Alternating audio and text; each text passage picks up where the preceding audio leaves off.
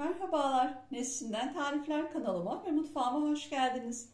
Bugün sizlerle hepinizin çok beğeneceğini umduğum şık sunumu, muhteşem lezzetiyle harika bir çilek soslu muhallebi yapımını paylaşacağım. Şimdi yapımına geçelim. Muhallebimiz için 1 su bardağı 200 mililitrelik bardak ölçüsüyle toz şekerimizi tenceremize alalım. Üzerine 1 paket vanilya ve 4 yemek kaşığı, şöyle arkadaşlar göstermek istiyorum. Şöyle tepeleme 4 yemek kaşığı nişasta. Buğday veya mısır olabilir. Ben mısır kullanıyorum. Ama buğday da olabilir, fark etmez. Önce bunları şöyle güzelce bir çırpıcıyla karıştıralım ki topak olmasın. 1 litre soğuk sütümüz var. Bunu da yavaş yavaş şöyle katalım.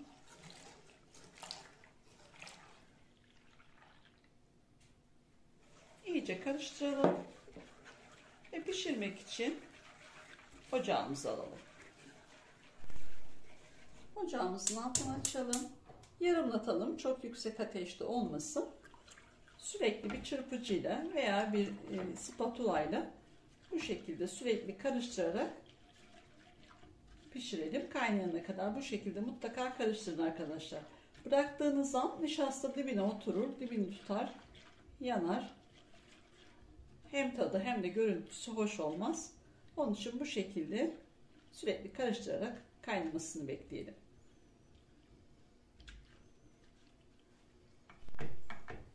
Arkadaşlar muhallebimiz bu şekilde kaynamaya yakın ağırlaştığında altını tamamen kısın.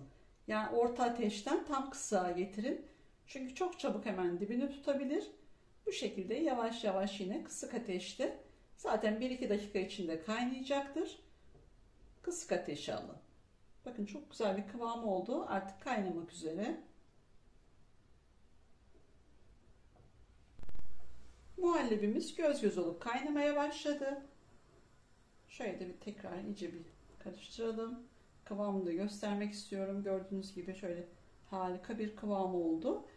Mutfak tartınız varsa arkadaşlar 70 gram nişasta. Yani dolu dolu 4 yemek kaşığı 70 gram geldi. Sizin için tarttım. Artık gördüğünüz gibi muhallebimiz hazır. Altını kapatabiliriz. Muhallebimi şöyle bir dağıtıcı aparatına koydum. Ben bu şekilde paylaştıracağım kaselerime. Siz isterseniz kepçeye de koyabilirsiniz. Tam doldurmuyorum. Üzerine de çilek sosu gelecek. Şöyle bir parmak kadar kalsın yukarıda.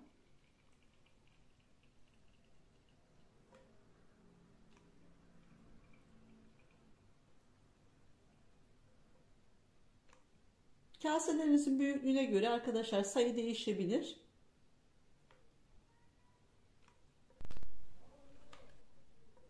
Benim kase ölçülerimle 6 kase oldu. Ama dediğim gibi bu kaselerin büyüklüğüne, küçüklüğüne göre sayı değişebilir.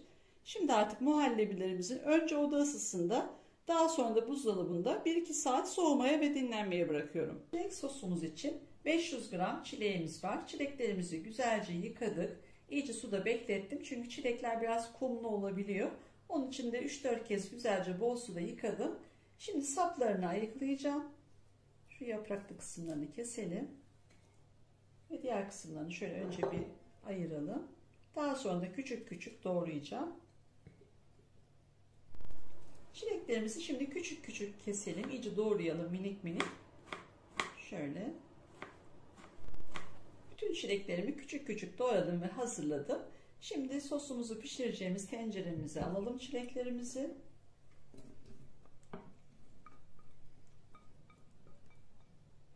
Çileklerimizin üzerine de 6 yemek kaşığı toz şekeri ilave edelim. Ve şöyle bir karıştırıp pişirmek için ocağımıza alıyorum. Kısık ateşte reçel pişirir gibi şekerimiz eriyene kadar biraz şöyle ara ara karıştırarak şekerimizin iyice erimesini bekleyelim. 2-3 dakika içerisinde hemen bakın şekeri eridi ve yavaş yavaş suyunu bırakmaya başladı. Altını şöyle hemen bir tık arttırıyorum. Çok açmıyorum yine. Ve kaynaması için bekliyorum. Çileklerimiz gördüğünüz gibi kaynamaya başladı. Bu şekilde kaynamaya başladıktan sonra 10-15 dakika pişirelim. Çilek sosumuz pişerken 2 yemek kaşığı arkadaşlar, normal klasik yemek kaşığıyla, çok tepeleme değil ama dolu dolu. Şöyle göstermek istiyorum. Bakın. Şöyle 2 kaşık nişasta. İçerisine de 1 çay bardağı su alalım. Şöyle yavaş yavaş karıştırarak nişastamızı iyice eritelim. Çilek sosumuza kıvam vermesi için kullanacağız bunu. Çileklerimiz 10-15 dakika kaynadı. Şimdi üzerine nişastasını ilave edelim. Şöyle yavaş yavaş karıştırarak bu şekilde de karıştırıp kaynamasını bekleyelim. Kıvamını görüyorsunuz. Arkadaşlar, nişastanızın milimetrik gramaj olmadığı için ayarı, eğer sosunuzda bir koyuluk olursa yarım çay bardağı kadar daha su ilave edebilirsiniz üzerine. Çilek sosumu tenceremden böyle bir sos tenceresine boşalttım. Şimdi blenderdan geçireceğim.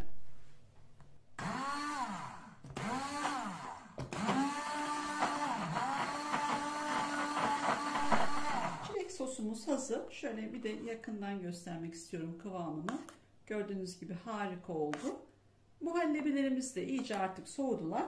Şimdi çilek sosumuzu muhallebilerimizin üzerlerine dökmeye geçelim. Çilek sosumu şöyle bir sos kabıma aldım. Daha eşit oranlı ve daha düzgün dağıtabilmek için. Şöyle yavaş yavaş dökelim.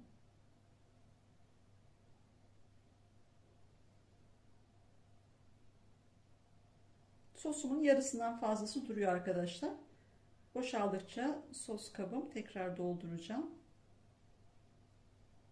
Gerçekten muhteşem oldu. Görüyorsunuz sosumuz.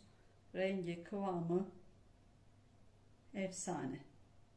Çilek soslarımızı bütün kaselerimize dağıttık. Gördüğünüz gibi muhteşem oldular. Rengi, kıvamı ve bol bol sosumuz da yetti bütün kaselerimize. Şimdi artık tatlımızın iyice soğuyup dinlenmesi ve kıvam alması için önce oda ısısında, daha sonra da buzdolabında en az 2-3 saat soğumaya ve dinlenmeye bırakıyorum. Çilek soslu muhallebilerimiz buzdolabında 2 saat dinlendi ve artık sunuma hazır. Vaktiniz varsa daha fazla da bekletebilirsiniz. Benim vaktim olmadığı için ancak 2 saat bekletebildim. Şimdi şöyle küçük çileklerle 4'e böldüm bir adet çileği. Bu şekilde süsleyeceğim üzerine. Siz de istediğiniz şekilde süsleyebilirsiniz. Şöyle üzerlerine minik hemen koyuyorum birer 4'te 1 parçası. Gerçekten muhteşem oldu. Lezzeti, sunumu efsane bir tatlı oldu. Çilek soslu muhallebimiz artık sunuma hazır. Şöyle bir kaşık alarak bir de iç dokusuna da bakalım. Harika olmuş. Muhteşem gerçekten. Şu muhallebisinin sosunun güzelliğine bakar mısınız? Gerçekten muhteşem. Umarım sizler de dener ve beğenirsiniz. Tüm deneyenlere şimdiden afiyet olsun. Kanalıma abone olup bana destek olursanız çok sevinirim. Başka bir tarifte görüşmek dileğiyle. Hoşça kalın.